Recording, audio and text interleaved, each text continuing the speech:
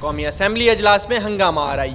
Peoples party کے رکن قومی اسمبلی آغا رفیع اللہ کو ایوان سے نکال دیا گیا۔ ایوان میں ہنگامہ آرائی اس وقت شروع ہوئی جب وفاقی وزیر غلام سرور کے بعد پیپلز پارٹی کے رکن آغا رفیع اللہ نے اسپیکر قاسم سوری سے بات کرنے کی اجازت مانگی۔ اسپیکر کی جانب سے اجازت نہ ملنے پر آغا رفیع نے شور شرابہ شروع کر دیا، جس پر ڈپٹی اسپیکر نے آغا رفیع کو باہر نکالنے کی ہدایت کر دی۔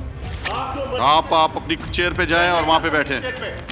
آپ کو میں یہاں سے وارننگ دے رہا ہوں، یہاں سے میں نکال دوں گا آپ کو۔ کر کے دکھائیں، آپ آرام سے بیٹھیں۔ آپ نہیں بیٹھتے، ان کو یہاں سے نکالا جائے آج کے دن، پورے دن آج ان کو یہاں سے نکالا جائے۔ آپ نکلیں یہاں سے، آپ پورے یہاں پہ آ جا نہیں، آپ بیٹھ سکتے ہو، آپ یہاں پہ بیٹھ نہیں سکتے ہیں۔ تاہم آغا رفیع نے مزاحمت کرتے ہوئے کہا کہ میرے قریب کوئی نہ آئے، اور اپوزیشن کی مزاحمت پر سارجنٹ ایٹ آرمز آغا رفیع اللہ کو باہر نکالنے میں ناکام رہے۔ آغا رفیع اللہ کے رویے پر پیپلز پارٹی کے رہنما اور سابق وزیر اعظم راجہ پرویز اشرف نے ڈپٹی اسپیکر سے معافی مانگی اور کہا کہ ہاؤس میں ایسا نہیں ہونا چاہیے، میں اس پر معذرت کرتا ہوں۔